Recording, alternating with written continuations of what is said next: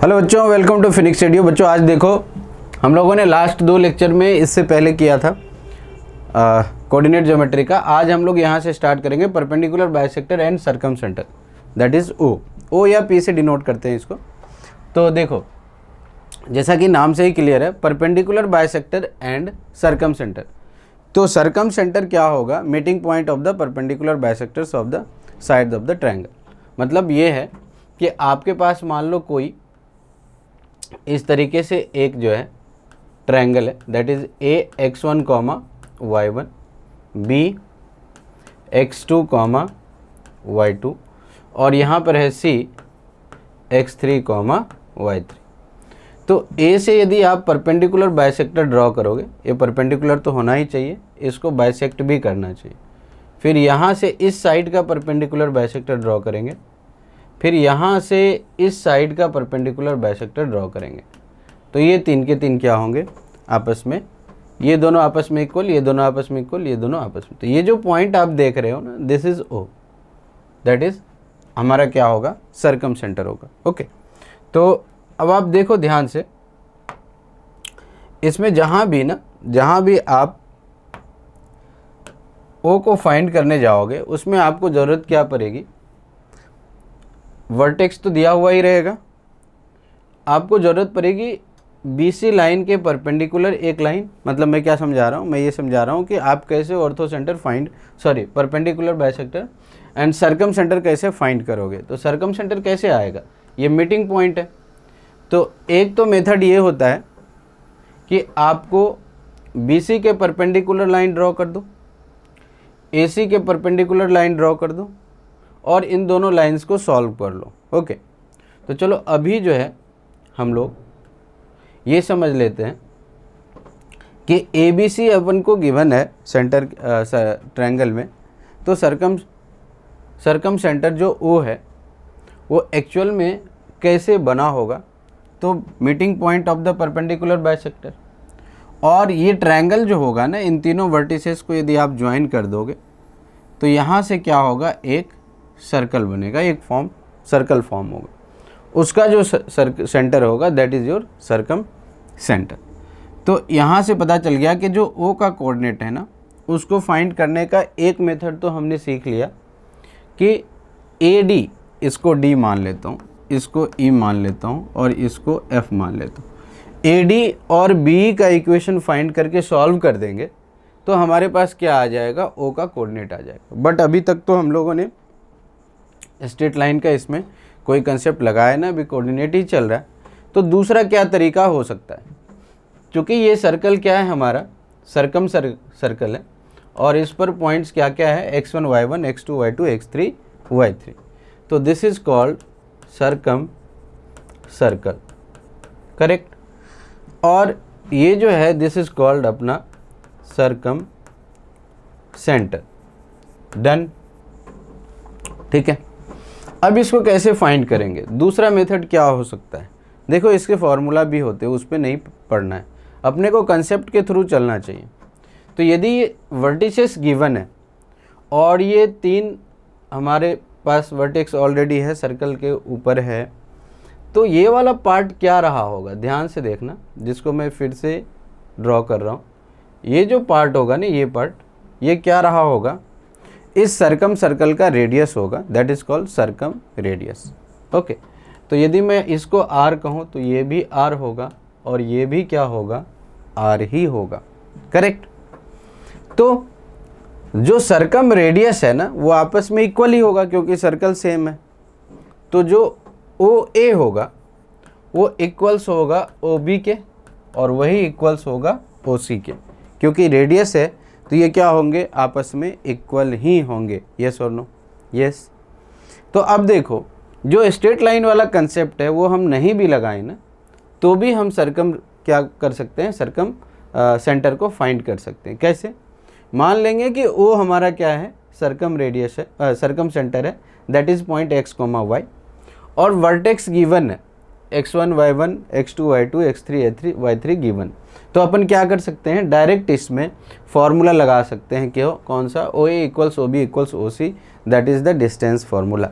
So application of distance formula हम लोग यदि इसमें यूज़ करेंगे तो we will get it very easily. ठीक है, तो आई थिंक मुझे लगता है आपको ये क्लियर हो गया होगा कि सरकम सेंटर क्या है और ये किससे बनता है, कैसे बनता है और इसको कैसे फाइंड कर सकते हैं। एक फार्मूला भी है, दूसरा मेथड भी है, दोनों ही मेथड मैंने आपको बताया। एक स्ट्रेट लाइन मेथड है और दूसरा जो है हमारे पास वो application of distance formula. Okay done, ठीक, चलो नेक्स्ट। तो देखते हैं, इस पर एक क्वेश्चन दिया हुआ है, find the coordinates of circumcentre of the triangle whose vertices are 8,6, 8,-2 and 2,-2। Okay, तो चलो इसको सॉल्व करते हैं। तो देखो क्या जो गिवन है ना वो हम अपन इधर लिख लेते हैं। इन्होंने बताया कि एक वर्टेक्स जो है हमारा, मान लेते हैं ए और this is B and this one is C. तो ए का कोऑर्डिनेट है 8,6, ये हमने माना। बी का कोऑर्डिनेट है 8,-2 और सी का कोऑर्डिनेट है हमारे पास 2,-2। हमें क्या फाइंड करना है, सरकम सेंटर। ओके, तो सरकम सेंटर को फाइंड करने के लिए हमने क्या किया, वही कंसेप्ट लगाया कि ये यदि हमारा सरकम सेंटर है तो दिस और दिस आपस में क्या होंगे, इक्वल होंगे, that is O A equals O B equals O C. तो let O is X comma Y, yes और नो। हमने क्या किया, लगा दिया कि हमारा क्या है, सेंटर क्या है, सरकम सेंटर क्या है, ओ है और उसका कोऑर्डिनेट एक्स कॉमा वाई है, सॉरी। अब हम लोग एज वी नो दैट हम लोग जानते हैं कि ओ A equals O B equals O C, yes और नो, क्लियर। अब हमने क्या किया, ओ ए और ओ बी को एक बार लगाया, फिर ओ बी और ओ सी के बीच लगाएंगे। तो ओ ए इक्वल्स ओ बी कितना हो गया, देख लो। ओ ए हम लोग क्या लिखेंगे, यदि ओ का कोऑर्डिनेट एक्स कॉमा वाई है तो ओ ए का कोऑर्डिनेट क्या, कैसे लिखेंगे, x-8 का होल स्क्वायर प्लस y-6 का होल स्क्वायर का root, this is equals O B. O B कितना आ गया, x-8 का होल स्क्वायर प्लस y+2 का होल स्क्वायर का क्या, स्क्वायर रूट। अब स्क्वायर कर दिया और यहाँ से x-8 का होल स्क्वायर प्लस y-6 का whole square equals again x-8 का होल स्क्वायर प्लस y+2 का होल स्क्वायर। तो यहाँ से x-8 का होल स्क्वायर तो कैंसिल ही हो गया।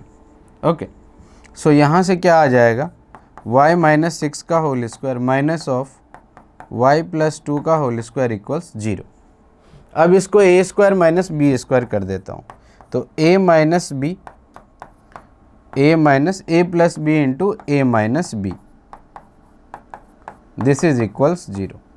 सॉल्व करते हैं, इसमें से 2y-4, तो यहाँ से आ गया 2y-4 और यहाँ अपना आ गया y and y gate cancelled out. -6 - 2 is nothing but -8 and this is equals 0। तो यहाँ से आ गया हमारा y-2 इक्वल्स 0। 2 से यहाँ पर कॉमन लिया, y-2 -8 भी डिवाइड कर दिया, सो y-2 इक्वल्स 0। तो ये हमारा एक इक्वेशन यहाँ से जनरेट हो गया। ओके, तो यहाँ से वैल्यू आ गई हमारी कितनी, y की वैल्यू कितनी आ गई, 2 आ गई है। ओके, ठीक है। अब हम लोग अप्लाई करते हैं OB इक्वल्स OC। तो OB कितना हो जाएगा, OB तो हमने अभी लिखा ही था, x-8 का होल स्क्वायर प्लस y+2 का होल स्क्वायर। तो OB इक्वल्स OC अप्लाई किया, so under root of x-8 का होल स्क्वायर प्लस y+2 का whole square, this is equals how much, हम लोग यूज़ करेंगे OC नथिंग बट x-2 का whole square plus y+2 का whole square. सो x-2 का whole square और प्लस में y+2 का होल स्क्वायर। आप अच्छे से देखोगे इसको स्क्वायरिंग के बाद, so this is nothing but x-8 का whole square y+2 whole square equals x-2 whole square plus y+2 का whole square. So this get cancelled out, so x minus 8 का whole square minus of x minus 2 का whole square. So a minus B into क्या a plus B, इसको solve कर लिया। So x और x get cancelled out, यहाँ से 2x, ये -6, ओके, -8 प्लस 2 -6, यहाँ आ गया 2x माइनस में 10 इक्वल्स में 0, यहाँ से 2 कॉमन ले लिया तो x माइनस 5 इक्वल्स 0, तो यहाँ से आ गया x इक्वल्स 5। तो यदि हम लोग 2 मान लें इसको, तो from 2 we get x equals 5 and from 1 we have already y equals 2, so we have nothing but x equals 5 and y equals 2. So the circumcenter is nothing but, if we have x equals 5 and y equals 2, so the coordinate of x O becomes 5, 2. Hence the circumcenter is nothing but 5, 2. तो आपने देखा इस तरीके से हम लोग क्या ही find कर सकते हैं the circumcentre. Very easily we can calculate the circumcentre of a triangle. Okay, तो आई थिंक आपको समझ आया होगा। चलो नेक्स्ट हम लोग देखते हैं एल्टीट्यूड्स एंड ऑर्थोसेंटर। जैसा कि नाम से ही क्लियर है, एल्टीट्यूड्स एंड ऑर्थोसेंटर। ऑर्थोसेंटर कैसे हुआ होगा, सर्कल ट्रायंगल के अंदर उसके साइड का जो एल्टीट्यूड्स होंगे ना, उसके मीटिंग पॉइंट को हम लोग क्या बोलेंगे, दैट इज़ द ऑर्थोसेंटर। ओके, मतलब कैसा होगा, देखो मान लेते यही कोई ट्रायंगल है जिनके वर्टिसेस गिवन है, मतलब a x1, y1, b x2, y2 और c हमारे पास है x3, y3, करेक्ट। अब इनके एल्टीट्यूड्स, तो एल्टीट्यूड्स कैसे ऐसे हो सकते हैं, सिर्फ 90 डिग्री होना चाहिए। ओके, फिर इनके जो एल्टीट्यूड्स होंगे, मान लेते हैं ये 90 डिग्री के आसपास, 90 डिग्री ही है, और ऐसे आ गया ये, तो ये जो मीटिंग पॉइंट होगा ना, that is the H। Clear? तो ये आपका क्या आ गया, एल्टीट्यूड्स एंड ऑर्थोसेंटर। ओके, तो एल्टीट्यूड्स आपको समझ में आ ही रहा है, orthocentre is the meeting points of all the altitudes of the triangle. Okay, तो देखो इसको कैसे ही फाइंड करेंगे, सिंपल है। इसको फाइंड करने के लिए तो एक ही तरीका है कि आप क्या करो, 2 पॉइंट फॉर्म से इस लाइन का इक्वेशन लिख लो BC का, फिर इसको D मान लिया, उसके परपेंडिकुलर लाइन जो x1, y1 से पास हो रहा है उसको लिख लिया, सिमिलरली B से पास होने वाला लाइन लिख लिया जो परपेंडिकुलर है किस पे, AC पर, इसको E बोल दिया, फिर B का इक्वेशन लिख लिया, क्यों, जो कि क्या AC के परपेंडिकुलर है और B से पास हो रहा है, दोनों को सॉल्व कर दिया, that is the orthocentre. But for the special cases orthocentre, जैसे कि बात करें, नोट लिखाऊंगा मैं इसके बाद, तो ऑर्थोसेंटर में आपको ध्यान रखना है कि जब भी ट्रायंगल राइट एंगल ट्रायंगल हो जाएगा, तो राइट एंगल ट्रायंगल के लिए, चलो अपन देख ही लेते हैं ना इसके अंदर, राइट एंगल ट्रायंगल के लिए ऑर्थोसेंटर क्या होता है, तो देख लो ध्यान से ना, यदि ये राइट एंगल ट्रायंगल है और ये B पर राइट एंगल बन रहा है, तो ये हमारा हो गया एक साइड, ये दूसरा साइड और ये तीसरा साइड। तो यदि ये राइट एंगल ट्रायंगल है तो this is A, B and C। तो आप देखो जो BC साइड है ना, उसके लिए एल्टीट्यूड ना ये वाला लाइन काम करेगा, करेक्ट, और जो ये AB लाइन है ना, उसके लिए ये BC एल्टीट्यूड्स काम करेगा। सिंपल, समझ में आ रहा है?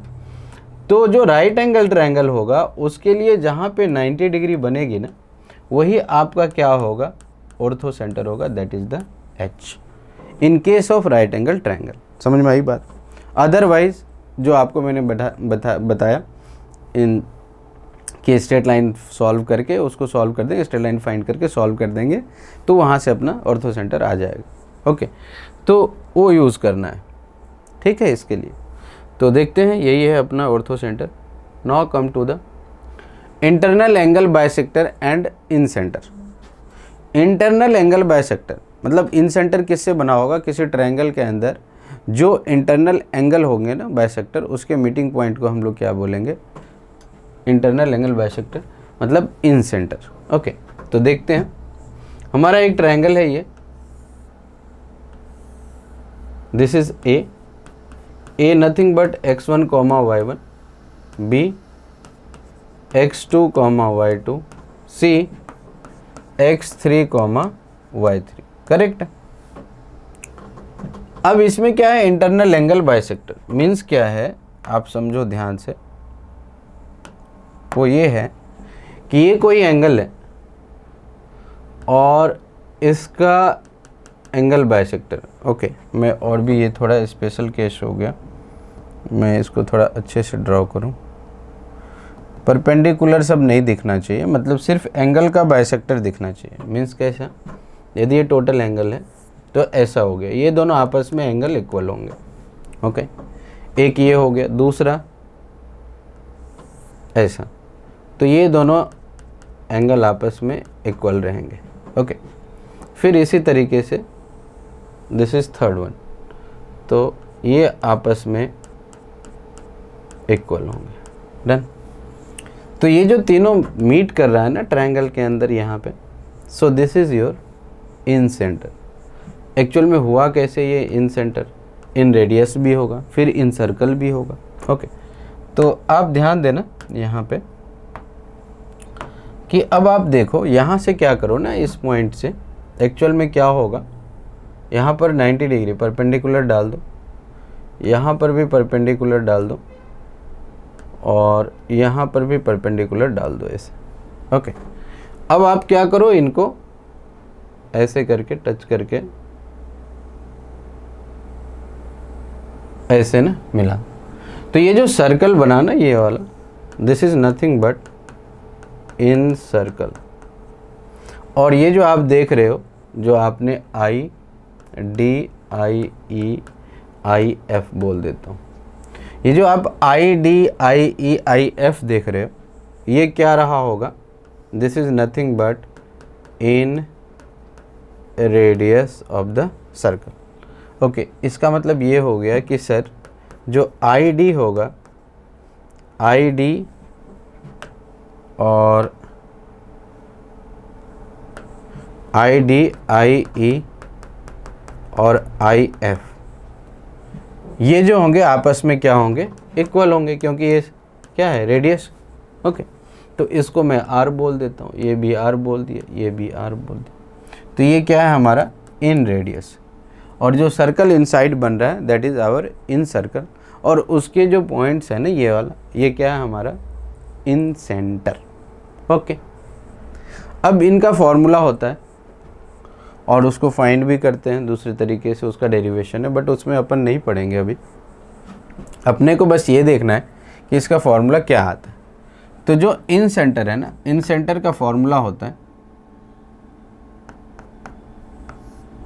ax plus ax1 plus bx2 plus cx3 by a plus b plus c। फिर क्या होगा, ay1 by2 cy3 by a plus b plus c। Correct, ये आपका इन सेंटर का फॉर्मूला होगा। क्लियर। अब इसमें जो स्मॉल ए बी सी है, ये क्या है, x1 x2 x3 y1 y2 y3 तो आपको मालूम ही। तो जो a है ना, वो सिंपली क्या है, ए वर्टेक्स ए के सामने वाले साइड को अपन क्या बोलते हैं, small A, that is B C. तो ये हमारा हो गया बी सी। फिर बी क्या होगा, सी ए, और सी क्या होगा, ए बी। अब आप डिस्टेंस फार्मूला से ये इजीली फाइंड कर सकते हो, because x1 y1 x2 y2 x3 y3 given है, और उसके बाद तो x1 y1 सब पुट कर दोगे, इन सेंटर बहुत इजीली आ जाएगा। ओके, तो ये था आपका इन सेंटर, जो किससे बनता है, इंटरनल एंगल बाइसेक्टर से। ओके, नेक्स्ट तो देखते हैं, इस पर एक क्वेश्चन गिवन है, find the coordinates of in centre of the triangle whose vertices are 0 0 5 0 and 0 1 2। Okay, ठीक है, तो इसको लोकेट कर दिया। दिस इज ए, मान लिया 0 0, this is B 5 0 and this is C 0 1 2। Correct, clear. अब इन सेंटर हमें फाइंड करना है, तो इन सेंटर के लिए अपने को फॉर्मूला डायरेक्ट ही आता है, तो उसके लिए क्या ABC निकालना होता है।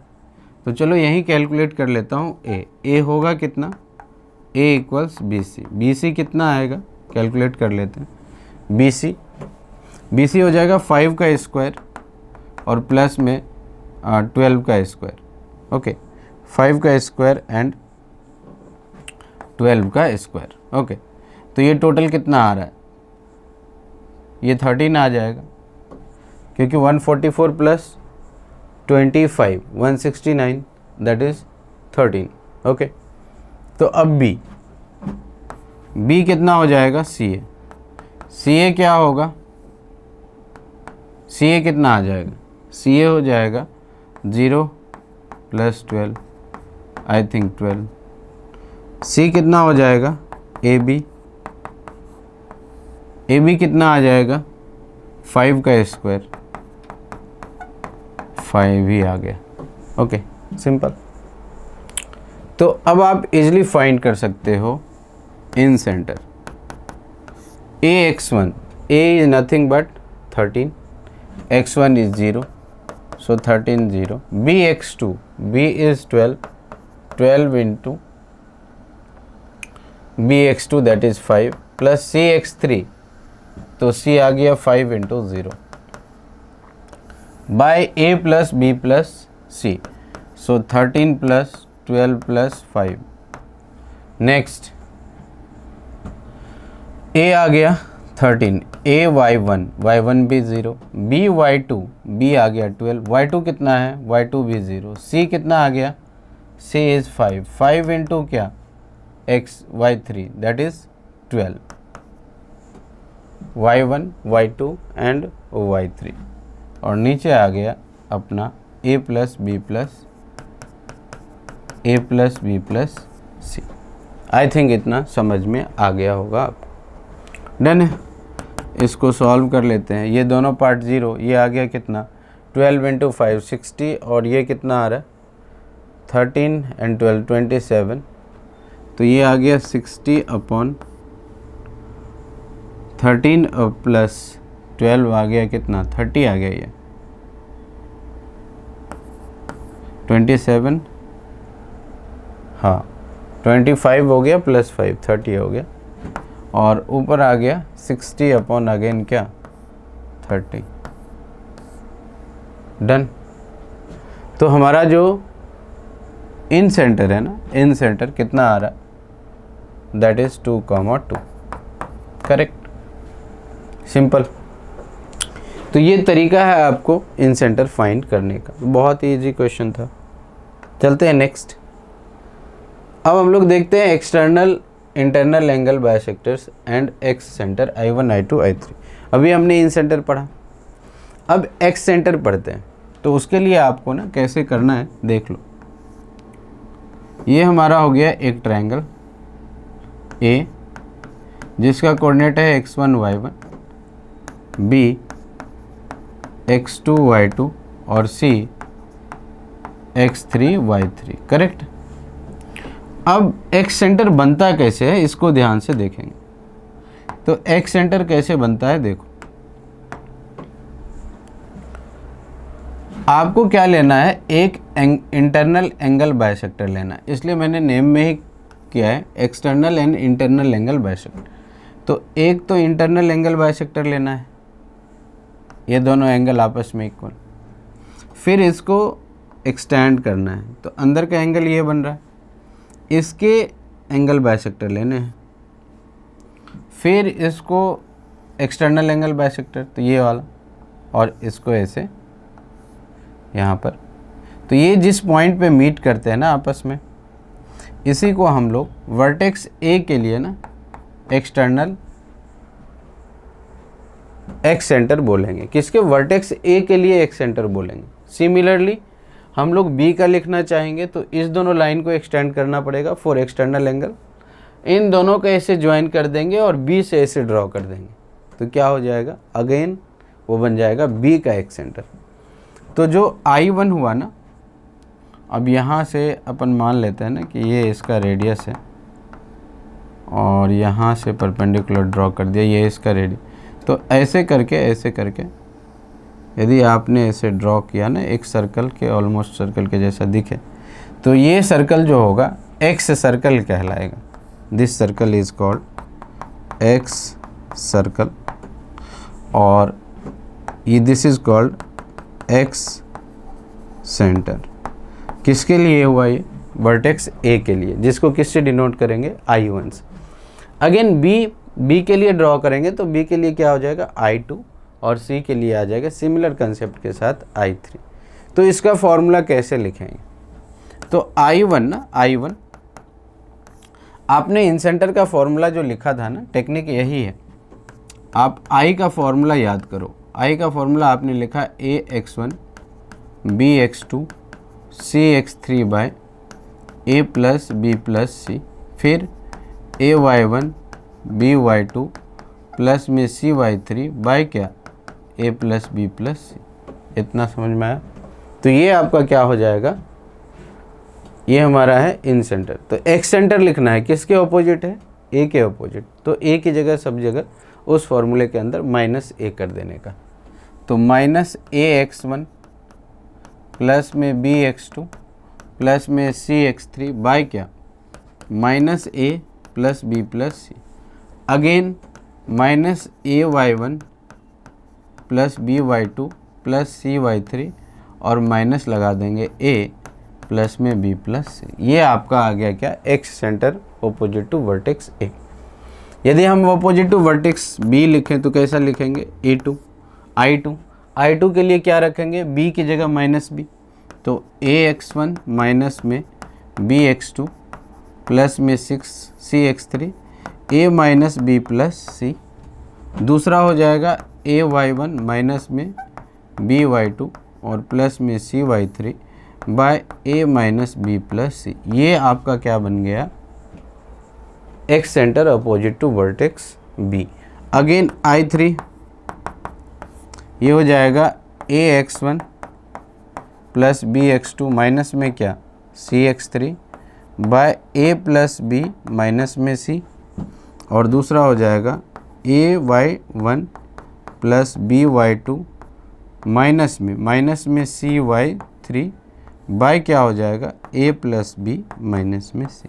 आई थिंक आपको समझ में आ गया होगा कि ये तीन के तीन हमारा क्या है? एक्स सेंटर है, और उनके क्या है? ये ऑलरेडी गिवन फॉर्मूला है।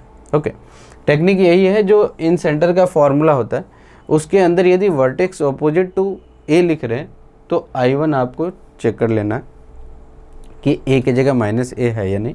दूसरा I2 लिख रहे हो तो बी की जगह माइनस बी।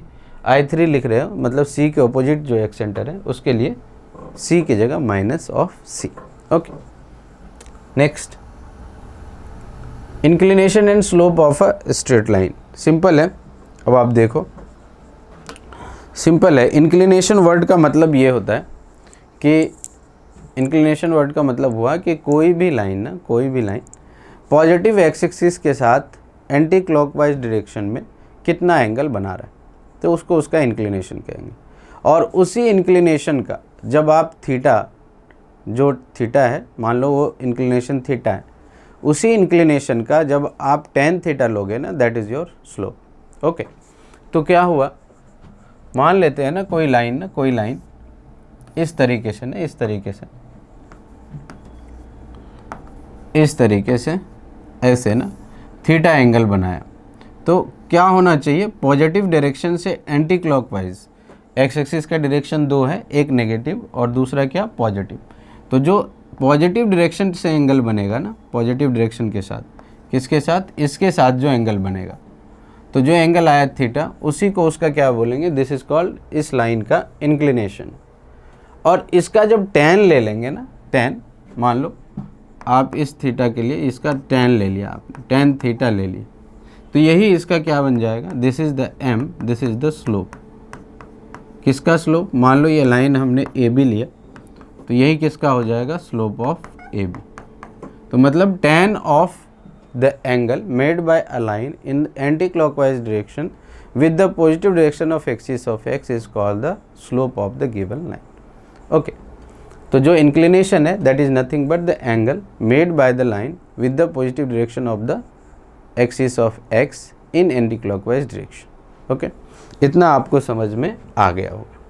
तो यही आपका स्लोप हो गया। जैसे मैं आपको एक क्वेश्चन पूछूं कि आप बताओ कि यदि कोई लाइन ना एक्स एक्सिस के साथ 0 डिग्री का एंगल बना रहा है तो उसकी स्लोप कितनी होगी। तो सिंपल है, पहला question m equals nothing but 10, inclination कितना आ गया 0 डिग्री, तो 0 लगा दिया, तो आंसर कितना आ गया, स्लोप कितना आ गया 0। मान लो कोई लाइन ना कोई लाइन इसके साथ ना 45 डिग्री बना रहा है, तो tan ऑफ 45 कितना हो जाएगा 1। मान लेते हैं कोई लाइन जो है m इक्वल्स 90 डिग्री एंगल बना रहा है, जैसे कौन y एक्सिस ही बना रहा है 90 डिग्री, तो tan ऑफ 90 कितना आ गया, tan of 90 degree not defined, that is ये अपना कितना आ रहा है इन्फिनिटी आ रहा है, अनडिफाइंड है ना। तो इस तरीके से आप समझ सकते हो। मान लो कोई जो है नंबर 4 कितना एंगल बना रहा है, थीटा कितना बना रहा है, थीटा बना रहा है 135 डिग्री, तो उसका स्लोप कितना आ जाएगा m इक्वल्स कितना tan ऑफ 135 डिग्री, तो आंसर कितना आ जाएगा -1। इतना समझ में आ गया होगा। तो यही आपका क्या है, slope of the given inclination and slope of a given straight line. समझ में, आई होप आपको ये बिल्कुल क्लियर हुआ होगा। देखते हैं। अच्छा, तो ये तो ऑलरेडी गिवन ही है, देखो क्वेश्चन में भी आ गया, what is the slope of a line whose inclination with the positive direction of X axis is. तो 30 डिग्री बना रहा है, तो इसके लिए स्लोप कितना होगा tan 30, करेक्ट। tan 30 कितना 1 बाई क्या √3। tan 90 कितना आ जाएगा इसके लिए tan 90, तो tan 90 कितना हो गया अनडिफाइंड, अभी बताया। और इसके लिए आपको बता ही दिया m equals nothing but tan of 135 that is -1। तो ये आपको क्लियर हो ही गया है ऑलरेडी। चलो next, find the slope of the line passing through the 2 points. अच्छा, अब दूसरा स्लोप मान लो कि अब जो है ना इंक्लिनेशन नहीं दिया हुआ, उस लाइन पर बेस्ड ना 2 पॉइंट्स गिवन है, तो स्लोप कैसे फाइंड करेंगे। ओके, तो देखो इसी क्वेश्चन के सॉल्यूशन में आपको ये लिखना चाहिए स्लोप और कैसे अपन फाइंड कर सकते हैं। तो देखो ध्यान से, मान लेते हैं ना कोई एक लाइन है ऐसे, वो थीटा एंगल बना रहा है यहाँ पे, और इस पर 2 पॉइंट गिवन है अपने को, ए है x1 y1 और दूसरा b है अपने पास x2 y2। तो इन दोनों का ऐसे कंस्ट्रक्शन किया, ये थीटा तो ये भी थीटा रहा होगा, तो आपको समझ में आएगा यहाँ से लेकर के ना, ये ओरिजिन है, यहाँ से लेकर यदि ये पॉइंट x1 y1 है, तो ये वाला पार्ट x1 रहा होगा, ये y1, और ये आ गया हमारा x1 यहाँ तक, और इस तरीके से ये टोटल जो है यहाँ तक है x2, और ये टोटल आ गया हमारा y2। करेक्ट है, इतना समझ में आया होगा। तो अब देखो सिर्फ ये वाला पार्ट कितना रहा होगा, ये वाला पार्ट, सिर्फ ये वाला पार्ट कितना रहा होगा, इस टोटल में से ना इसको घटा दो, that is y2 minus y1, और इस टोटल में से घटा देंगे तो ये वाला पार्ट नहीं, सॉरी, ये तो x2 माइनस x1 आएगा ना, हाँ ये वाला पार्ट अपने को माइनस करना है। तो टोटल कितना है x2 और ये x1, तो this part is x2 minus x1, और this part is nothing but total y2 से y1 चला गया, तो y2 माइनस y1। इतना समझ में आ गया होगा आपको। तो अब बताओ स्लोप क्या होता है किसी भी लाइन का, tan थीटा। तो इसके लिए tan थीटा लेंगे तो y2 minus y1, again this part is y2 minus y1 बेटा, this is not the y2 minus y1। क्यों? क्योंकि क्या है, this is not y2 minus 1, ये तो y1 है ऑलरेडी ना, ये तो ऑलरेडी y1 है ना, देख लो ये y1 है और ये टोटल y2 है, तो ये वाला पार्ट कितना रहेगा, this is y2 minus y1। तो tan थीटा लेंगे तो कितना आ जाएगा, tan theta is nothing but y2 minus y1 by x2 minus x1। तो इसके लिए ना कर देते हैं, so tan theta equals y2 minus y1, तो 4 minus 7 by minus 3 minus 2, solve कर लो, 4 माइनस 3 तो माइनस 3 बाय माइनस 5, तो ये टोटल आ गया क्या y2 minus y1 by x2 minus x1, so this is 3 by 5। तो theta equals nothing but tan inverse of 3/5। Inverse नहीं भी जानते हो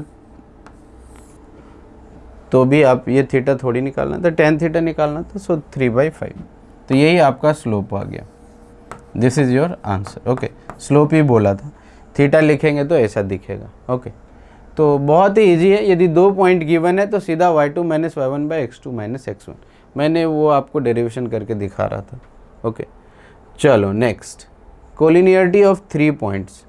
अच्छा, इस बार क्या है ना, इस बार क्या है, 3 पॉइंट्स को अपने को कोलिनियर बनाना है। मीन्स क्या है, सोचो, एक पॉइंट हो गया A, दूसरा हो गया B और तीसरा हो गया C।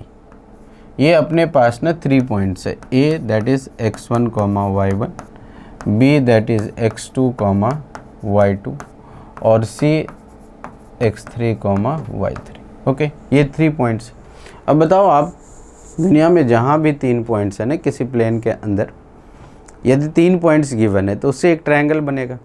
और हम चाहते हैं कि ये जो है ना तीनों ही पॉइंट्स क्या हो जाए, कोलिनियर हो जाए, तो ट्रायंगल नहीं बन पाएगा। सिंपली सोचो कैसे, कि मान लो कि ये तीनों पॉइंट्स ना ऐसे ऐसे थे, तो एक ट्रायंगल बना होगा ऐसे, दैट इज़ A और B और ये C। तो अब आप चाह रहे हो कि AB BC पे आ जाए, तो ये धीरे धीरे आप नीचे लाओगे इसको, यहाँ आ गया A, तीनों पॉइंट कोलिनियर हो गए। तो ये धीरे धीरे जब डाउन हो रहा था ऐसे ना, ऐसे ऐसे डाउन हो रहा था, तो क्या हुआ होगा, ये पॉइंट जब C के पास ना BC पे आया तो ये ट्रायंगल ख़त्म हो गया, कोलैप्स कर गया, ट्रायंगल रहेगा ही नहीं। तो ट्रायंगल नहीं रहेगा तो उसका एरिया भी नहीं रहेगा, डेल्टा 0। और डेल्टा हम लोगों ने पढ़ा था 1/2 करके, या डिटर्मिनेंट वाला फॉर्म, उसको 0 कर देंगे। तो पहला तो कंडीशन आप ये भी लगा सकते हो कि डेल्टा क्या हो जाएगा, एरिया ऑफ ट्रायंगल ABC क्या होगा, 0 होगा। सिंपली एक तो फॉर्मूला ये हो गया।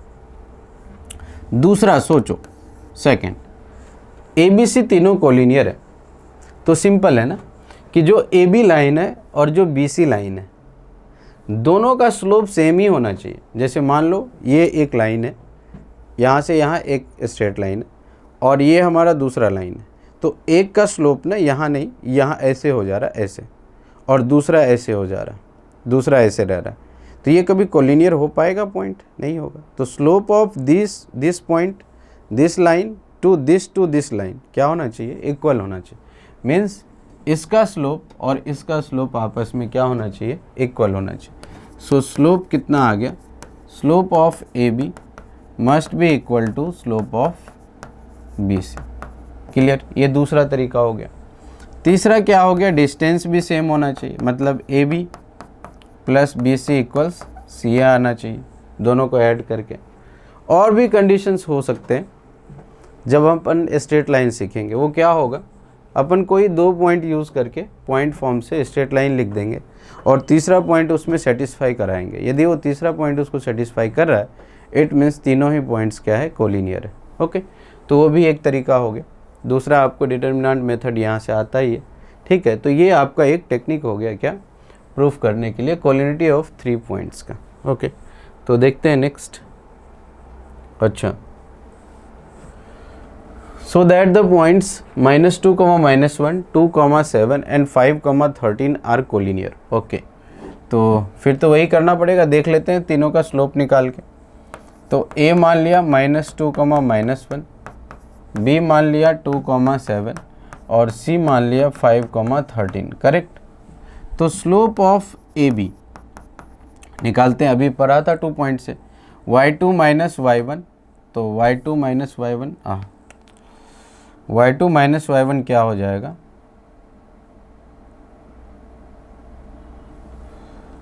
MA इक्वल्स, यहाँ पे आ गया अपना B, तो y2 minus y1 by x2 minus x1, तो ये कितना आ गया 8/4, ये कितना आ रहा है 2। और स्लोप ऑफ AB था ये, slope of BC, slope of BC कितना हो जाएगा, y2 minus y1, so 13 minus 7 by 5 minus 2, तो कितना आ गया 13 माइनस 7, तो 4 आ गया, 4 बाई 5 माइनस 2 दैट इज़ कितना आ गया, कुछ गड़बड़ हो रहा है क्या, स्लोप ऑफ ए बी, तो ए बी कितना आ गया बेटा 7 + 1 और 2 + 2 तो 4, 8/, और यहाँ हो जाएगा 13 - 7 6 होगा ना यहाँ पे, 6/, और 5 - 2 दैट इज़ 3, 6/3। तो ये भी कितना आ रहा है 2। तो हमने देखा कि स्लोप ऑफ ए बी जो है वो स्लोप ऑफ बी सी आ रहा है, हेंस क्या आ जाएगा A B C are collinear. ठीक है, next find the value of K for which points these are collinear. Okay, तो सिमिलरली वही लगाएंगे, पॉइंट्स फाइंड करना है अपने, के फाइंड करना है। तो देख लेते हैं क्या लगाएं।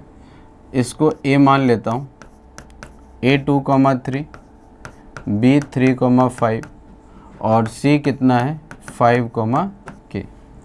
तो slope of A B equal, सबसे पहले स्लोप ऑफ बी सी करेंगे अपन।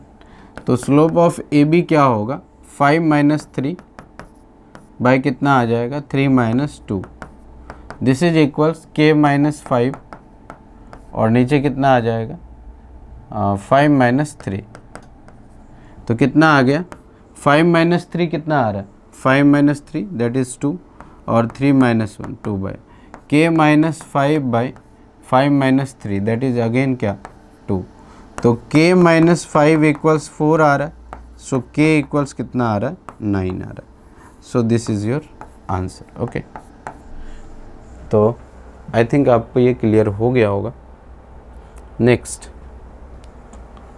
Locus and equation to a locus. Simple है, लोकस का मतलब क्या है ये आप समझो, इसका डेफिनेशन क्या है। जो वर्ड लोकस है ना, इसका डेफिनेशन है क्या।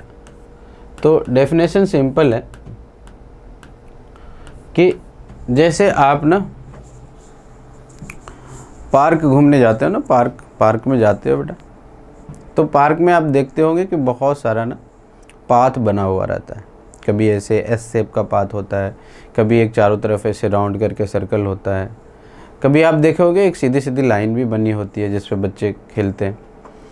तो आप समझो अपने आप को एक मूविंग पॉइंट हो, ठीक है, और आप ना उस पाथ पे चल रहे हो। तो आपका जो एक्चुअल पाथ है ना, जो आप चलते हो, जहाँ कोई एक ज्योमेट्रिकल कंडीशंस है कि आप एक ट्रायंगल पे चलते हो, एक रेक्टेंगल पे चलते हो, या एक सर्कल पे चलते हो, एक स्ट्रेट लाइन पे चलते हो, तो वही आपका क्या होता है ना लोकस होता है। मीन्स क्या है, मीन्स ये है कि कोई भी मूविंग पॉइंट किसी प्लेन में जब मूव करती है ना अंडर सम ज्योमेट्रिकल कंडीशंस, तो जो actual path traced by the moving point होता है ना, that is the locus of the moving point. Okay, तो सिंपल डेफिनेशन है, ओरिजिनल पाथ, जो ओरिजिनल पाथ है ना, original path traced by a moving point, जहाँ सम कंडीशंस क्या ज्योमेट्री के अप्लाई होते हैं। ओके, तो जो एक्चुअल पाथ है ना, ओरिजिनल या actual path traced by the moving point is called the आपका क्या locus, that is the definition. अब इक्वेशन टू लोकस कैसे फाइंड करेंगे। तो जो भी कंडीशंस गिवन होती है ना, आप जब देखोगे जो भी सवाल आप करोगे ना, उसके अंदर कुछ ज्योमेट्रिकल कंडीशंस गिवन होंगे, ठीक है। तो उस ज्योमेट्रिकल कंडीशंस को जब आप अप्लाई करोगे, you will get the desired locus. Okay, तो फाइंड करने का तरीका क्या है, स्टेप्स क्या है, उसको देख लेते हैं। तो देखो, पहला स्टेप इसमें क्या है, स्टेप फर्स्ट स्टेप हम लोग देखेंगे, जो मूविंग पॉइंट है जिसका कि लोकस फाइंड करना है, उसको हम लोग मानेंगे late the moving point is क्या h, k। अब आपने इसे माना है तो इसको हटाना भी पड़ेगा। तो देखो h, k जब क्वेश्चंस के अंदर ऑलरेडी यूज्ड होगा तो आप कुछ और मान लेना, अल्फ़ा बीटा मान लेना, और कहीं अल्फ़ा बीटा यूज़ किया हुआ है तो h, k मान लेना। तो मूविंग पॉइंट आप जो भी मानोगे ना, उसको चेंज करना पड़ेगा बाद में, उसके x कोऑर्डिनेट को सिंपली x से और y कोऑर्डिनेट को सिंपली y से। जैसे लास्ट में सब कंडीशंस लगाने के बाद h को x से और k को y से। अब क्या करेंगे, नंबर 2 यहाँ हो गया late the moving point is H comma के। ओके, अब नाउ सेकेंड स्टेप में हम लोग क्या करेंगे, स्टेप सेकेंड में हम लोग क्या करेंगे, स्टेप सेकेंड में करेंगे apply all geometrical conditions given in the questions, given in the problem. Okay, done. And the last one is, that is the step third. आप क्या करोगे, स्टेप थर्ड में आपको क्या करना है, replace h by x and k by y। हमने h coma k माना था, इसलिए h को x से रिप्लेस किया और k को y से। आप क्या करो, आपने अल्फ़ा बीटा माना तो अल्फ़ा को x से और बीटा को y से। ओके, तो आई थिंक मुझे लगता है आपको ये समझ आ गया होगा कि कैसे अप्रोच करना है। नेक्स्ट तो देखते हैं हम लोग, आई थिंक इसमें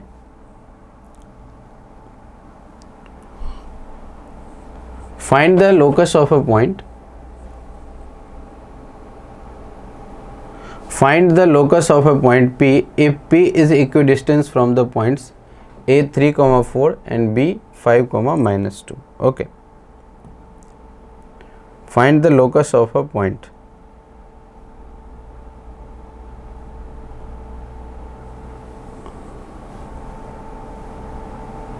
अच्छा, ये आ गया। नेक्स्ट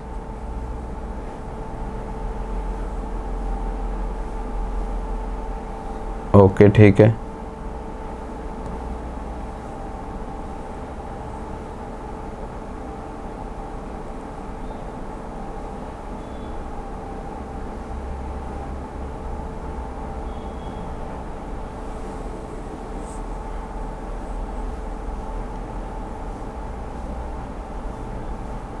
हाँ, ये क्या हो रहा है, हाँ, find the locus of point P if P is equidistant from the points A and B।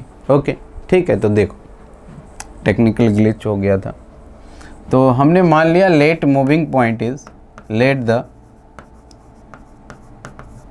Moving point is H comma K। First step clear.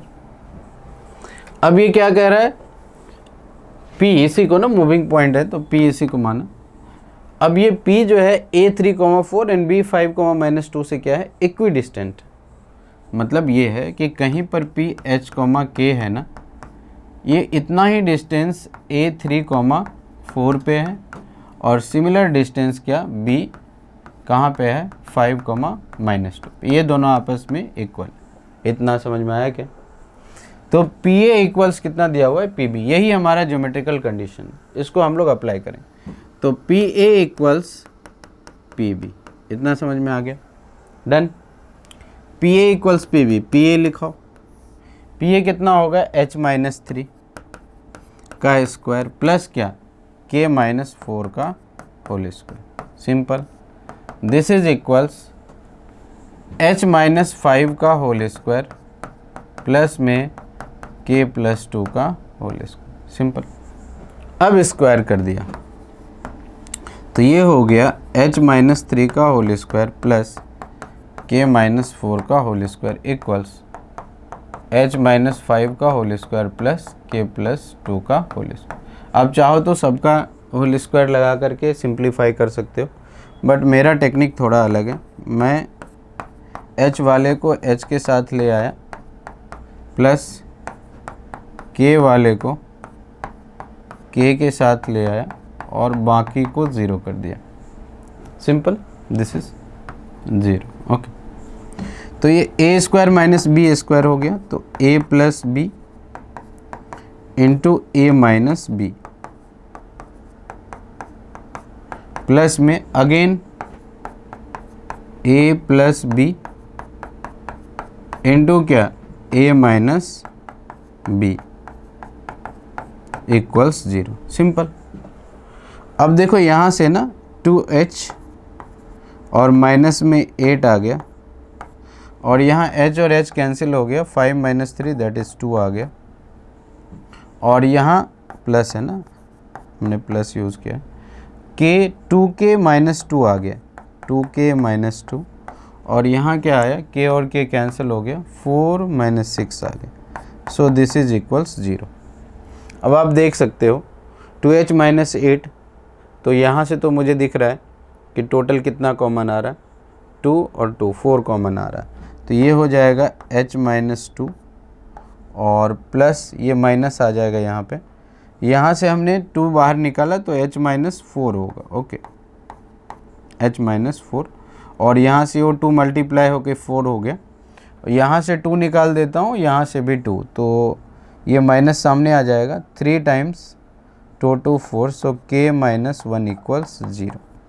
इसको अब आप सिंप्लीफाई करोगे, you will get nothing but क्या है, h minus 4 minus 3k plus 3, सो h minus 4 minus 3k plus में कितना आ गया 3 इक्वल्स में 0। अब हमें किससे क्या कैंसिल करना है, h को x से, k को y से, तो ये आ गया x minus 3y, x minus 3y minus 1 equals 0। ये आपका हो गया क्या, एग्जैक्ट लोकस। तो लोकस क्या आ रहा है इसका, एक स्ट्रेट लाइन आ रहा है, मतलब क्या है ना, अब आप समझो कि ये P ना इस प्लेन में मूव कर रहा है, तो कैसे मूव करेगा, तो A और B तो फिक्स है, ये मूव करेगा, तो ये किस पे मूव कर रहा है, कौन से पाथ पे मूव कर रहा है, तो वो यही लाइन है, इसको आप मूव कराओगे ना इसे, तो h कॉमा के इस पे मूव कर रहा है। So this is the concept of the locus, okay. तो आई थिंक क्लियर होगा। नेक्स्ट, अब आप ध्यान से देखना, ये क्वेश्चन है, ऑलरेडी पूछा हुआ क्वेश्चन है, let a 1, minus 3 and b minus 2, 5 be vertices of triangle ABC. If the third vertex C of a triangle ABC move on the line this one, then locus of centroid is. अब याद करो, अभी पढ़ा हमने centroid.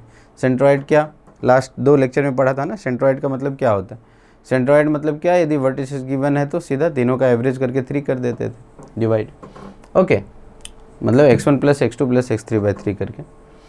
तो A B vertices of a triangle दिया हुआ, if the third vertex C of the triangle ABC move on the line, okay. तो पहले तो इसका डायग्राम समझो कि क्या है। तो मान लेते हैं यही हमारा कोई ट्रायंगल है, ए इज 1, माइनस 3, बी आ गया माइनस 2, 5, और सी हमारा कितना है, सी नहीं पता है कि सी क्या है, यही मूविंग पॉइंट है, h, k मान लिया, ओके। और ये किस लाइन पे मूव हो रही है, 3x प्लस वाई ना, थोड़ा लॉजिकल बनाना चाहिए, उसका स्लोप जो है नेगेटिव दिया हुआ है, तो ये इस लाइन पर मूव कर रही है ना, 3x plus Y equals 1 line पर मूव कर रही है, कौन, C।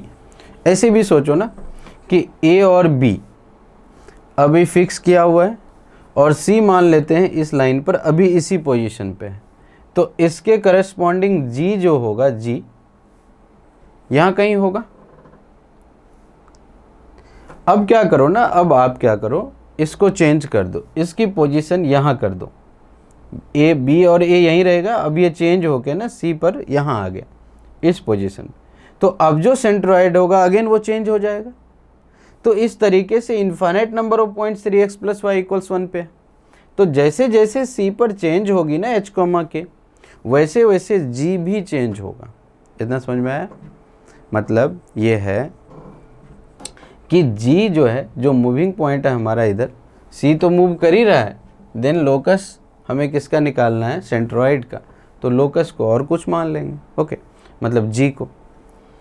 तो आप पहले थीम को समझो, थीम ये है कि यदि ये A है और ये B है और ये C है, और C मूव कर रहा है कौन से लाइन पे, इस लाइन पे, तो अभी पोजीशन है G, क्योंकि C इसी पोजीशन पे। अब मैंने क्या किया ना, C को चेंज करके यहाँ ले आया, तो G की पोजीशन भी चेंज होगी। तो क्वेश्चन कह रहा है G कैसे मूव कर रहा है, कौन से ज्योमेट्रिकल पाथ पे G मूव कर रहा है, वो मुझे आप बताओ, ओके। क्वेश्चन आपको समझ आया होगा, तो करते हैं इसको, कैसे ही करेंगे, देखते हैं। पहले तो जो गिवन है उसको लगा दिया, गिवन तो यही सब है, h कॉमा के 3x प्लस वाई इक्वल्स 1। तो h कॉमा के इस लाइन पे मूव कर रहा है तो इसको सेटिस्फाई करेगा। तो एक तो कहानी हमारे पास 3h प्लस के इक्वल्स 1 है, ये मुझे ऑलरेडी पता है। ओके, मैंने से लेट क्या किया है, लेट किया है, let c stands for h comma K. इतना क्लियर हो गया, डन। अब हमें g का कोऑर्डिनेट मूविंग पॉइंट मानना है। g का moving point alpha comma beta ले लिया हमने, डन। तो g का कोऑर्डिनेट कैसे लिख सकते हैं, अब इसमें अभी बता दो मुझे कि h को x से रिप्लेस करोगे कि अल्फा को x से। सिंपल है ना, मूविंग पॉइंट अपना कौन सा है, सेंट्रॉइड। लोकस किसका निकालना है, then the locus of the centroid. तो आपने g का कोऑर्डिनेट माना है ना अल्फा कोमा बीटा, तो अल्फा को x से और बीटा को y से, कंफ्यूज नहीं होने का, ठीक है। तो हमने g का कोऑर्डिनेट स्टार्ट किया लिखना। तो अल्फा कितना आएगा, अल्फा क्या आएगा 1 प्लस माइनस 2 और कॉमा प्लस में h। तो ये आ जाएगा 1 माइनस 2 प्लस में h बाई 3, ये g का x कोऑर्डिनेट होगा। दूसरा बीटा कितना होगा, g का y कोऑर्डिनेट, बीटा आ जाएगा -3 प्लस 5 -3 प्लस 5 प्लस में k बाय कितना 3, सिंपल। अब टेक्निक ये है कि यहाँ से अपने को h और k में एक रिलेशन है, तो h और k फाइंड करेंगे, वापस से इसमें रख देंगे। तो कितना आ गया, अल्फ़ा इक्वल्स h माइनस 1/3। तो h कितना आ गया 3 अल्फ़ा प्लस में कितना 1। यहाँ से अगेन क्या आ जाएगा, बीटा इक्वल्स k प्लस 2, देख लो 5 माइनस 3, तो प्लस में 2 आ गया by 3। So k equals nothing but 3 beta minus 2, done. तो h और k को यहाँ चिपका दिया। सो फ्रॉम 1 हम लोग क्या कर सकते हैं, 3 टाइम्स h कितना है हमारे पास 3 अल्फ़ा प्लस में 1 और k कितना है 3 बीटा माइनस 2 इक्वल्स में 1। सॉल्व कर लेते हैं। सो 9 अल्फ़ा प्लस में 3 प्लस में 3 बीटा और माइनस में 2 को इधर बुला लिया, -2 - 1 0।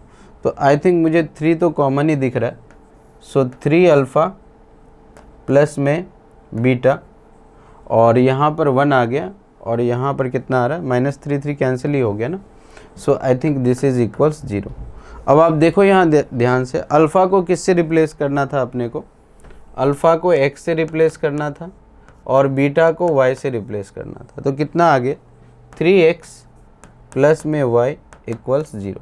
तो अब आप देखो कौन सा ऑप्शन है, 3x plus y equals 0, that is the fourth option is your answer. Okay, so this is the required locus. और आप ध्यान से देखो ना, जो लोकस है ना, एक्चुअल में लोकस क्या है, लोकस एक स्ट्रेट लाइन है, मतलब जो सेंट्रॉइड होगा ना वो किस पर मूव कर रहा होगा, इसी लाइन पर 3x प्लस वाई इक्वल्स 0 पर क्या कर रहा होगा, मूव कर रहा होगा। ओके, तो आई थिंक ये क्वेश्चन आपको ईजिली बहुत समझ में आया होगा।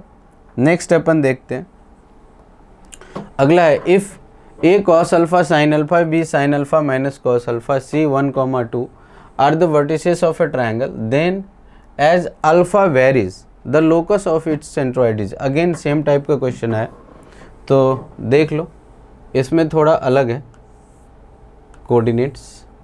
a मान लेता हूँ मैं cos अल्फ़ा और यहाँ आ गया sin अल्फ़ा, b मान लिया sin अल्फ़ा और माइनस में कितना cos अल्फ़ा, c मान लिया 1, 2, करेक्ट है।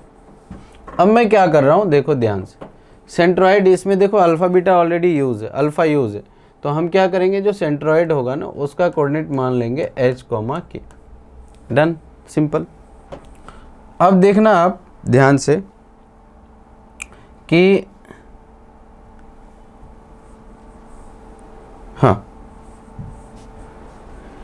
कि यहाँ से x coordinate of the centroid कितना होगा, जो h होगा, जो हमारा h है, h कितना हो जाएगा cos alpha plus sin alpha, cos alpha plus sin alpha और c में है प्लस में 1/3 के जो होगा के कितना आएगा, sine alpha minus cos alpha plus 2, तो साइन अल्फ़ा माइनस में कॉस अल्फ़ा प्लस 2 बाय क्या 3, इतना समझ में आ गया होगा। अब आप देखो ध्यान से कि यदि हमको यहाँ ध्यान से देखो ऑप्शन के अंदर कहीं अल्फ़ा वगैरह नहीं दिख रहा है और h और k को तो हमें रिप्लेस करना ही करना है, h को x से k को y से, तो क्या ही कर सकते हैं, हमें अल्फ़ा हटाना पड़ेगा किसी न किसी तरीके से। तो देखते हैं, दिमाग लगाते हैं क्या कर सकते हैं।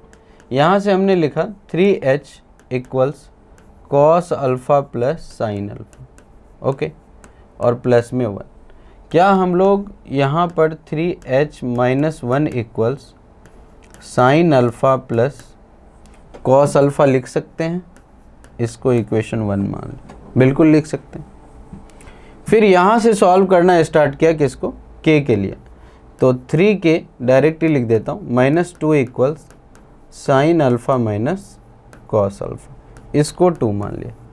अब यहाँ से टेक्निक है अपने पास कि यदि हमें साइन अल्फ़ा कॉस अल्फ़ा ये सब हटाना है ना, तो हमने ट्रिग्नोमेट्री में पढ़ रखा है कि इनको स्क्वायर करके ऐड कर लेते। क्यों? क्योंकि एक a प्लस बी टाइप है तो दूसरा a माइनस बी टाइप है, तो स्क्वायर करके ऐड किया जाता है।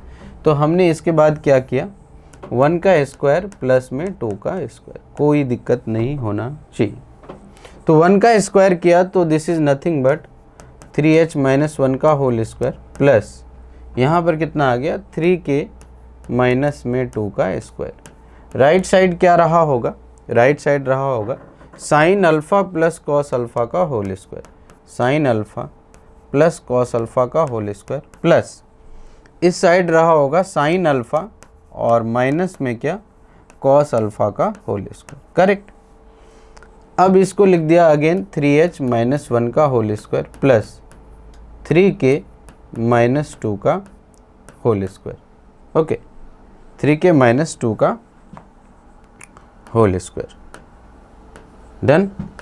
अब आप देखो ध्यान से ना, a प्लस बी का whole square plus a minus B का होल स्क्वायर क्या होता है, 2 times of a square plus b square. तो हमने यहाँ पर लगा दिया 2 times of a square plus में b स्क्वायर, डन। तो अब देखो this is nothing but 3h minus 1 का whole square plus 3k minus 2 का whole square equals 2 into sine square alpha into cos square alpha, nothing but 1। अब h को x से 3x minus 1 का whole square plus k को y से 3y minus 1 का whole square equals 2। Check करो कौन सा ऑप्शन आ रहा है। अच्छा, इसमें नहीं दिया हुआ है उस तरीके से, तो हमें इसको ओपन करना पड़ेगा, ओके। तो चलो इसको ओपन कर लेते हैं। सो 3x माइनस 1 का whole square plus 3y minus 1 का होल स्क्वायर इक्वल्स 2, ओके। तो क्या है 3x माइनस 1 3y माइनस 1, तो 3x माइनस 1 का whole square plus 3y minus 1 का होल स्क्वायर इक्वल्स 2। अब आप देखोगे तो यही होगा आई थिंक, हाँ, 3x माइनस 1 का whole square plus 3y minus 1 का होल स्क्वायर इक्वल्स 2, डन। इसको सॉल्व कर लेते हैं। सो this is nothing but 9x square minus में 6x प्लस में 1, again 9y square, 9y square minus में 6y प्लस में 1 इक्वल्स में 2। तो ये आ गया 9x square plus 9y square minus में 6y माइनस में 6y और 1 प्लस 1 2, तो 1 तो कैंसिल ही हो गया, 1 प्लस 1 ये तो कैंसिल ही हो गया। तो एक्चुअल में आ गया कितना, 3 कॉमन दिख रहा है मुझे, 3 into X square plus Y square minus में 2x माइनस में 2y इक्वल्स में कितना आ रहा है, 0 आ रहा है, ओके। तो चेक कर लेते हैं ये कौन सा ऑप्शन आ रहा है ऐसा। 3 into X square plus Y square minus 2x minus 4y, 3k minus 2 था ना, यस, यहाँ पर देखो 3h माइनस 1, यहाँ पर 3k माइनस 2 है, तो 3x माइनस 1 प्लस में 3y माइनस 2 होगा यहाँ ना, इक्वल्स टू, ओके। तो आई थिंक यहाँ पर 2 ले लेते हैं अपन। तो ये आ गया होगा, यहाँ आ जाएगा 2ab में 12 आ जाएगा 12y, और यहाँ आ जाएगा 4, ओके। तो आई थिंक अब यहाँ से सही से आ जाएगा अपना आंसर जो भी है। तो ये आ गया 9x स्क्वायर प्लस में 9y स्क्वायर माइनस में 6y माइनस 12y और 4 plus 1 5 minus 2 that is 3 equals में 0। 4 प्लस 1 5 माइनस में 2 दैट इज़ 3। तो अब अगेन 3 कॉमन दिख रहा है, सो 3 into X square plus Y square minus में 2x माइनस में 4y प्लस में 1 इक्वल्स 0। तो 3 से डिवाइड कर दिया दोनों साइड। तो चेक कर लेते हैं कोई आ रहा है। 3 into X square plus Y square minus 2x minus 4y plus 1 equals 0, yes.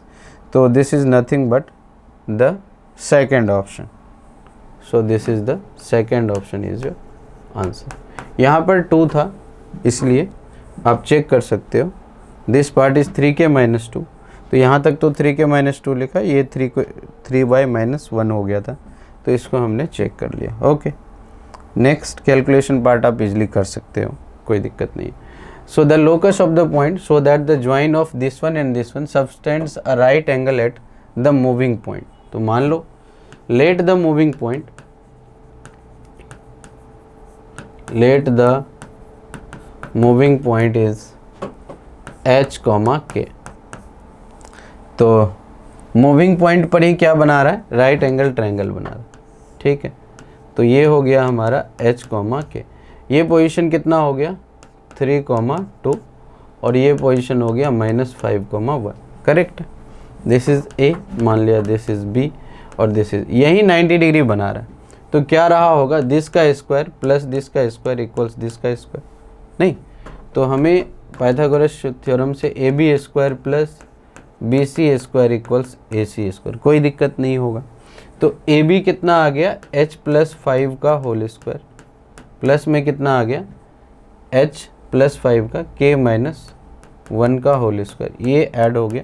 B C कितना रहा होगा एच माइनस 3 का होल स्क्वायर और प्लस में क्या k माइनस 2 का होल स्क्वायर इक्वल्स ए सी का स्क्वायर, तो 3 प्लस 5 का होल स्क्वायर और 2 माइनस 1 का होल स्क्वायर। ये आपने डिस्टेंस फार्मूला यूज़ किया। तो ये बेसिकली हो गया एच स्क्वायर प्लस में 10h प्लस में 25 प्लस में k स्क्वायर माइनस में कितना हो जाएगा 2k प्लस में 1, अगेन कितना आ गया यहाँ से एच स्क्वायर माइनस में 6h प्लस में 9 और यहाँ आ गया k स्क्वायर माइनस में 4k प्लस में 4 और इक्वल्स हो गया 64 प्लस 1 दैट इज़ 65। 5 प्लस 3 8, 8 का स्क्वायर 64 और यहाँ आ गया 65। तो एच स्क्वायर देख लो, यहाँ एच स्क्वायर, तो 2h स्क्वायर मुझे दिख रहा है यहाँ से और k स्क्वायर और k स्क्वायर, तो यहाँ मुझे 2k स्क्वायर भी दिख रहा है। प्लस में 10h और माइनस में 6h और कहीं h दिख रहा है नहीं, तो प्लस में 10h माइनस में 6h this is equal to 4h। Again minus में 2k और माइनस में 4k, so this is nothing but 6k minus में। और डिजिट में क्या क्या दिख रहा है, डिजिट में 25 1 9 और 4, तो कितना आ गया 25 प्लस 1 26 और 26 प्लस 9 35 35 प्लस 4 दैट इज़ 39 और उधर से आ गया मेरा 65 एंड दिस इज इक्वल्स 0, ठीक है। अब इसको देख लेते हैं ये कितना आ रहा है। So this is nothing but 2h square plus 2k square plus 4h minus में 6k और माइनस में कितना हो जाएगा 65 में से जाएगा आपका ये 65 39, तो कितना आ गया आई थिंक 14 ना, 14 9 माइनस 5 हो गया आपका 4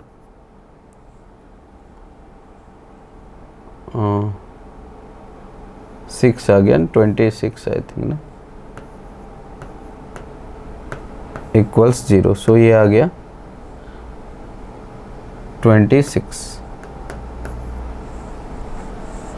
तो अब इसको 2 से अपन डिवाइड कर देते हैं, तो आई थिंक ये आ गया एच स्क्वायर प्लस में के स्क्वायर प्लस में 2h माइनस में 3k और माइनस में 13 इक्वल्स 0। ओके, अब आप देखो h को k से रिप्लेस कर दो, h को x से, k को y से, y square plus 2x minus 3y minus 13 equals 0। Check कर लो कौन सा आ रहा है, x square plus Y square plus 2x minus 3y minus 13 equals 0। So first one is your right answer. Okay, तो आई थिंक यहाँ पर अपना ये जो क्वेश्चन है वो कंप्लीट हो गया और अपना फर्स्ट ऑप्शन आ गया। तो क्या लगाया इसके अंदर, जो ज्योमेट्रिकल कंडीशन है अप्लाई किया और आंसर आ गया। Okay, done. नेक्स्ट देख लेते हैं, the equation of the locus of all point equidistant from the point this one and the origin. तो बात तो वही हो गई, कोई एक पॉइंट ले लिया P H, K और इसका डिस्टेंस -1, 2 और 0, 0 से सेम है, ये दोनों डिस्टेंस सेम है, लगा दिया। मतलब यदि मैं इसको A मान लूँ और इसको O मान लूँ तो PA इक्वल्स PO दिया हुआ है, तो PA कितना आ गया H प्लस 1 का होल स्क्वायर और प्लस में कितना हो जाएगा K माइनस 2 का स्क्वायर। डन है ना। दिस इज इक्वल्स कितना हो जाएगा H square plus K square ना, ख़त्म, स्क्वायरिंग कर देता हूँ। तो H प्लस 1 का होल स्क्वायर प्लस में K माइनस 2 का whole square equals H square plus K square. तो ये हो गया H square plus 2H plus में 1 प्लस में K स्क्वायर माइनस में 4K प्लस में 4 इक्वल्स आ गया H square plus K square. Okay, इतना आपको समझ में आ गया होगा। तो यहाँ से H स्क्वायर K स्क्वायर तो कैंसिल ही दिख रहा है मुझे, तो आ गया 2H माइनस 4K और प्लस में 1 और प्लस में 4, तो प्लस में आ गया 5 इक्वल्स 0। H को K से और Y को ये 2X, K को Y से रिप्लेस कर दिया। तो अब आप देखो 2X minus 4Y plus 5 equals 0 आ रहा है, तो 2X माइनस 4Y प्लस 5 देख लो कौन सा ऑप्शन आ रहा है, 2X minus 4Y plus 5, 2X minus 4Y plus 5, that is the second option is the answer. Okay, तो ये आपका बहुत ईजी था, सेम टाइप का क्वेश्चन था, ये आप कर सकते हैं। तो लोकस का बेसिकली फंडा यही है कि आपको जो ज्योमेट्रिकल कंडीशन गिवन है ना उसको अप्लाई करो बेटा, ठीक है। नेक्स्ट इसके बाद हम लोग ना नेक्स्ट क्लास में हम लोग इस पर जो बेस्ड PYQs कुछ आए हुए हैं इसको हम लोग नेक्स्ट लेक्चर में देखेंगे। ओके, PYQs बेस्ड ऑन आपका जो कोऑर्डिनेट ज्योमेट्री वाला जो पार्ट है ना इतना, उस पर बेस्ड कुछ PYQs आए हुए हैं तो उसको हम लोग देखेंगे। इसमें से एक क्वेश्चन ऑलरेडी हमने ले लिया है, बाकी हम लोग देखेंगे जो भी नेक्स्ट क्वेश्चन है। Okay, so thank you.